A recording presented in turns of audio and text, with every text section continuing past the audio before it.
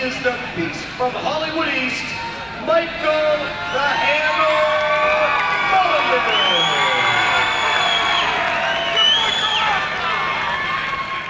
Hey folks, Michael the Hammer Mulligan here. Welcome to another edition of Fireside. Before we get to our guest today, let's talk a little bit about the new website coming out, www.firesidewiththehammer.com. Keep your eye out for it. It should be up and running soon. It's going to be there to watch past episodes, so if you're just starting to tune in, just starting to watch the Fireside show, you'll be able to click on, watch all the episodes that we've had so far. You'll be able to see the fighters that have been on the episodes. There'll be a calendar on there that you can click on the calendar, look at the different dates, and see what venues, what events are coming up. It's pretty cool. So look out for that. Look for the new website, www.firesidewiththehammer.com. Now, our guest today is Lee the Beast Beane. Lee is not only a professional cage fighter, but he's also kind of a genius. Gary Foreman likes to say that he's the smartest man in MMA. I don't know about that, but he's pretty smart. He went to Brown University, he D1 state, you know, just a great wrestler, great guy. I'm glad to have him on the show. Hope you enjoy him. Hey folks, welcome to another Fireside Chat with Michael the Hammer Mulligan and Lee the Beast Beane. What's up, Lee? How's it going, guys? Hanging in there. Hey, so Lee, let's start off with your experience with wrestling. Where did you wrestle in high school? I wrestled at Bridgewater Rainham. Nice. And I was a 3-time state champ, 2-time New England champ, and senior high school All-American. Then I wrestled at Brown University in Providence, Division I. I did 3 years there. Nice. That's a hard school too. I mean, that's not wrestling wise. It is, of course, D1 wrestling, but as far as education. Yeah, it was tough. It was tough coming from a public school to a private Ivy school. It was a difficult transition at first. How did you, and only because I'm working with this with Shane now, is how did your grades have to be to get through to the other side, to Brown? Straight A's. Straight A's, yeah. High board scores, and extracurricular. It was important, not just sports, other clubs and that type of stuff. Now, Gary always says you're the smartest guy in MMA. We had a competition today where Lee's got a wrestling school. Is it Brick Road? Brick Road Wrestling. Brick Road Wrestling in Lakeville, Mass. So we had a little competition today. Scott from Prime says, it was Prime, right? Prime. Right. Yep. Says that he could hold him down Sean. Oh, Sean, I'm sorry. Sean from Prime says that he could hold him down for 10 seconds. And so we tried to, Sean got him for 3 and I got him for 7 seconds. So it was pretty cool. We got to lay on top of him, get him in our best hold. It was funny. You should have seen his face though, because he's like trying to figure out. He's getting on top. We took him like 5 minutes to get ready to hold him, but he's still got to hold him. The two of you together got 10 seconds, though. I know, that was good. So combined 7 and 3. I guess we're doing all right. All right. I'll try harder next time. Good luck. All right. So after you graduated from college, what did you start doing for work? What's your? I graduated from college and I started substitute teaching and coaching. Started the program at Bristol Plymouth of OTEC over in Taunton. Started the high school wrestling team there. I know that. Nice. Coached there for a couple years. Stepped back and I changed jobs. Stopped teaching and went into sales. So I went into sales. Cut my time back a little bit. So I stepped down as a head coach there, and I started being the assistant coach at Bridgewater Rainham. Meanwhile, I've run Brick Road Wrestling Club for several years and coached a couple of all-star teams, a Mass underclassmen team, some New England teams, some Massachusetts all-star teams in different parts of the country, you know, representing Massachusetts, representing New England, and high school wrestling. So. Now, after school, what I notice is there's not only, like, I bring Shane's time now is he does, obviously you guys all know, he does, you know, he trains mixed martial arts, but now it's wrestling season, the focus has to go back to wrestling. Right. Because you get used to the Brazilian Jiu-Jitsu being on your back, the Muay Thai and everything, but now it's time to gear back. So I bring Shaney to Lee's school for that, but as I'm there, I see a lot of fighters. I see different... Yeah, I mean, there's a lot of fighters that come and train because, I mean, being a wrestler, but outside, I mean, I've had 10 professional fights. I'm about to have my 11th, and you know, I've helped a lot of people. I mean, I helped you get ready for Foley as a wrestler. Yep. I've helped a lot of guys either get ready for wrestlers or wrestlers transition into the sport. And overall, wrestling is the best aspect you can have, and it's hard to develop a high level of wrestling in a short period of time. Right. I think it's easier to get fairly decent at boxing, fairly decent at Muay Thai than it is at wrestling. You know, so we're getting a lot of MMA guys that are coming over now and putting time in a couple times a week to learn just wrestling. We do a wrestling class. We're there for 2 hours. We wrestle for about an hour to an hour and a half, and then we get some sparring in. We do some jits. We do whatever they need to do also so they get their workout in, but we do a lot of basic wrestling. And what I'll do is, I'm not the type of guy that's going to teach you to do what I do. Right, I'm not of going to course. teach you. I mean, you're taller than I am, so Yep. stuff you can do, I can't do. Stuff I can do because I'm shorter, you can't do. We Like, talked about that today. I I'm was like doing a little pad work with Wade Darian, who's getting ready for a fight also on the 19th. And when we were talking, that's what it was about. Well, you would do it this way because, is what you right, said. because I have shorter arms than you do. Exactly. And you told Wade you're going to do it that Well, way. like Mike does, because you guys are a little longer. I have to take an extra step, and you guys don't, Right. with the technique we were talking about. But that's the benefit I have. You know, Greg Rebello's come up, Sure. Wade Darian's up there, Pat Walsh is up there. You know, we get a different group of fighters come up there to work on things, because I'll look at what they're doing. I'll throw them in with one of our wrestlers and say, just wrestle. They have no idea what they're doing.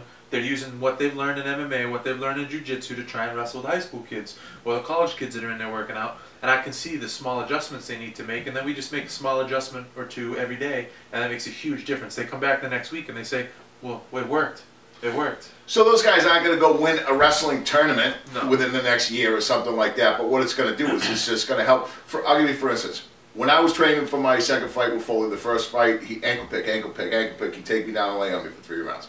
So for the second fight, I had Lee come down and work me against the cage, basically against the wall, take down the fence, what to do, you know, and I said I use two of his techniques today with Wade. One of them was where the head goes, the body goes. Right. Push the head, the body's going to go. The other one is your patented crossface with Thumb up, man. the thumb Take up. the Yeah. nose out, you miss the nose, get in the eye socket. Yeah, and when you get that little thumb, in the, you know, not the thumb itself, but the knuckle kind of going across your nose, your eyes water, and you don't want to be there anymore. Right. So these are legitimate things that work in mixed martial arts. Yeah, and I mean, you know, these guys aren't going to come in and win a wrestling tournament, but I'll tell you what, like a guy like Rebello, if he came in and did it 4 days a week, I could put him in an open tournament and he'd be in the finals of the tournament because they're that athletic. So doing it 2 days a week is going to get them so much better for MMA. Right. The other thing it gives is it gives my wrestlers, the high school kids or the college kids, these bigger, stronger, more athletic bodies that we don't necessarily have in there at every weight class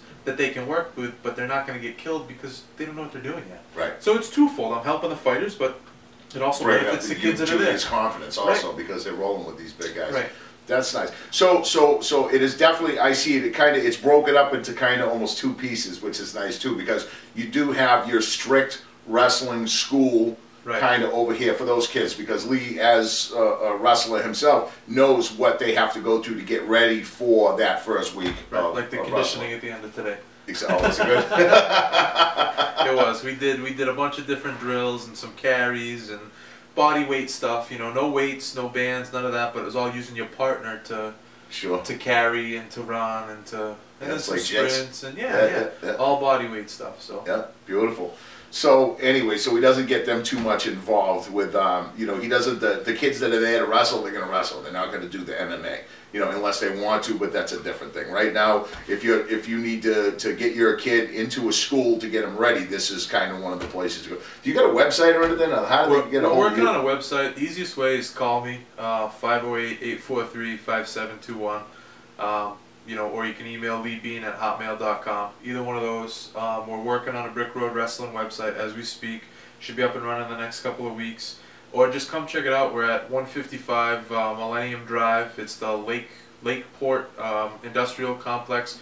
You see Brick Road up on the windows. We're on the 2nd floor. And come check it out. We're there Monday to Thursday, 6 to 8, and Sunday 11 to 1. So we're all ages. I mean, my 4-year-old daughter was on the mat today wrestling with a 3-year-old. And we go all the way up through college and obviously up through any age. We'll teach wrestling too, or basic, anything that they're interested in learning. So beautiful, beautiful. All right, so tell me, how did you start doing mixed martial arts? What was your first into this sport? My first in was I was in college and I just bumped in and ran into the guys from Lozon's, and I was down there helping them with their wrestling. Nice. And you know, teaching those guys, you know, it was funny when we first started, you know, they'd occasionally catch me with something that I didn't know, but my wrestling technique was able to outdo a lot of their jiu-jitsu and even their boxing, because I just take them down and could ride it out and wear them out on the ground. So that's where I really got into it. I took a fight in 2004 when I was with those guys, and then just over the summer, and then I went back to school and wrestled, and when wrestling was done, time to go get a job, so I started coaching, and in 2000, I think it was 2008, I started training to fight again, and then I think I started fighting in 09. Wow. 08 or 09, started fighting again. Now, I see Lee not only in the cage or at the wrestle meets. I think we met at the Charlie Horse one night, right, with Gary, and then I'd start to see him all over the place at wrestle meets because you coach for BR. I help coach at BR. I help some of the kids on the Pembroke team. So and then I used to coach BP. So got a lot And your of kids father out of 2 little girls. Yeah, I got 2 little girls. Oh boy, his hands are full. It's great to see him everywhere because Lee's one of those teachers where, you know, he's a very big, strong guy, and he could take any of these guys down in 2 seconds, but he's very, he goes through the steps very easily. He makes it very easy for my son and other kids to understand what's going on. I think that's one of the benefits of the way I teach. I think that I break it down well, and I can kind of understand how people need to learn. I don't know if you when you came in today, I was working with a kid, Rich Benoit from Pembroke. Okay. And we were doing some stuff, and he's more of not a visual learner. He needs to write it down to see it. So we would do it, and then we'd go right over to the bench, and we'd write down what we just did. Then we go do the next thing. We come over to the bench. We write down what we just did, so that he can. Well, he can go home now. He can rewrite it. He can look at it, and he can think it through. And then when he practices, he can continue to do that. So you know, I'm about getting kids better, getting fighters better, getting whatever it takes. Whatever it takes. And if it's visual, if it's me doing it to you, if it's me kicking the crap out of you, if it's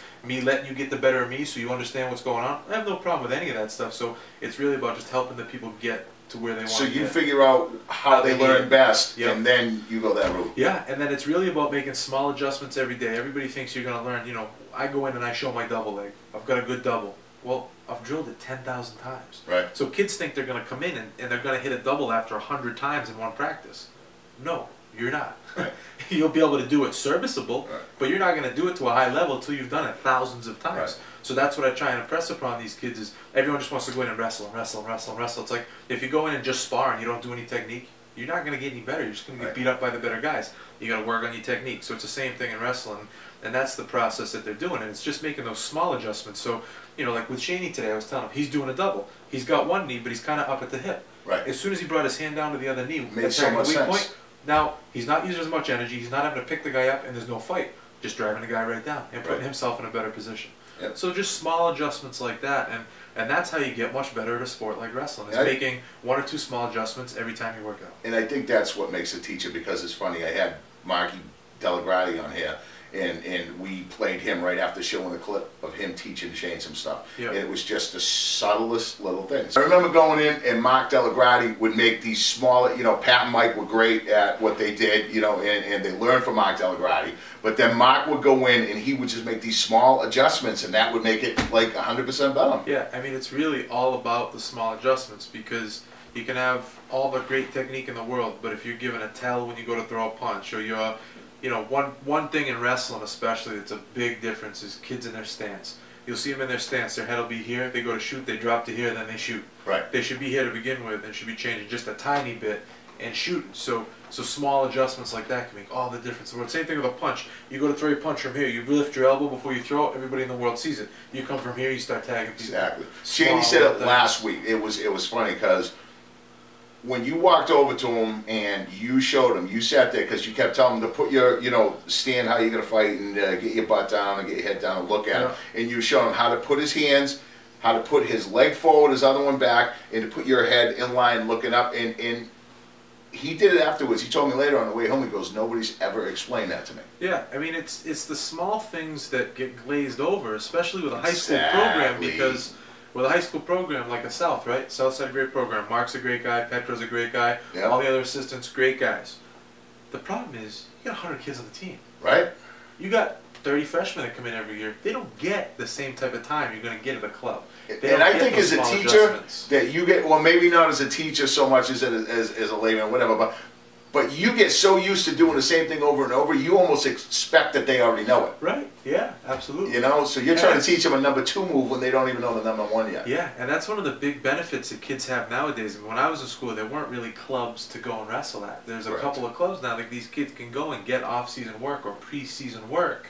You know, like they can do in football by going to summer camp and doing all these other things. Wrestling now has that opportunity, and you've got some great coaches that run some great clubs so that you can get in there and see what you're doing wrong, get some more of that one-on-one attention, and figure out the adjustments you need to make that are going to help you throughout the entire season. Nice. Nice. Well, the basics, you know, I talk a lot about the basics on here, and it's like when you're teaching Muay Thai, I know that it's mixed martial arts and all these things have to be mixed together, and we call Mike the Blender jokingly because he's good at taking all the pieces and parts. But one of the things is to stand up the Muay Thai. It's, you know, I talked to Mark about that, and he does that to the T. He teaches the Muay Thai. That is the foundation of that sport, and that's what you need. The same with the Brazilian Jiu-Jitsu. You start with the basics, you get the foundation, and it has to be that way with you. It has to be the way with the wrestling. You can't just. I know that for the adults, like we talked earlier, I believe, about Greg Rebello and teaching him some moves in wrestling to help him with his mixed martial arts game. This is a whole nother thing.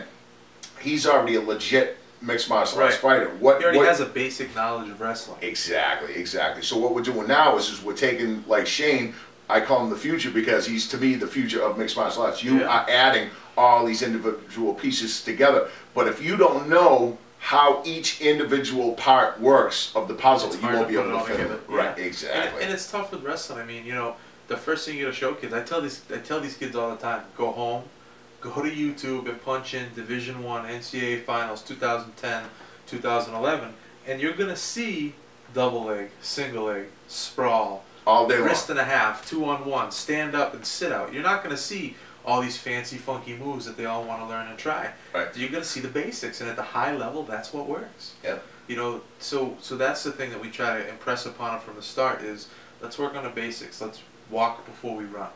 Nice. You know, so. Nice. So back to you and MMA. Bobby FAYVORS. Bobby FAYVORS. What are you thinking? This is awesome. I mean, he is a large man. He is a very large. He's bigger than me. He's bigger than me and you. You know, I've heard 6'2", 6'3", 360, 370, so he's going to be 3-4 inches taller than I am. He's going to be, you know, 100 pounds heavier than I am, so he's a big boy. It's fine, you know, I got him on my Facebook, and this is just, I don't know why I'm saying this, but every day this kid's going to comment. He's a funny bastard. Does he? It's just very little, you know, stupid little comments, but they make sense. You know, it's like almost like common sense. Yeah, I mean, I've met him a couple times. He's a nice guy.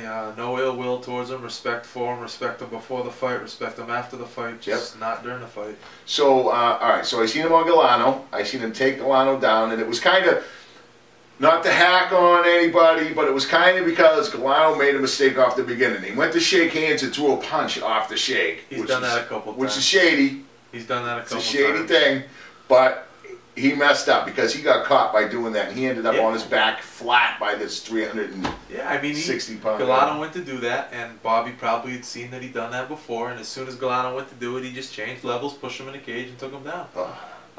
You know, so Bobby's a tough guy. I mean, he's got some reach, he's got decent hands, quick feet for a big guy. And Galano's a beast. And Galano's tough. I mean, I believe Galano was 7-0 at the time, so. Right.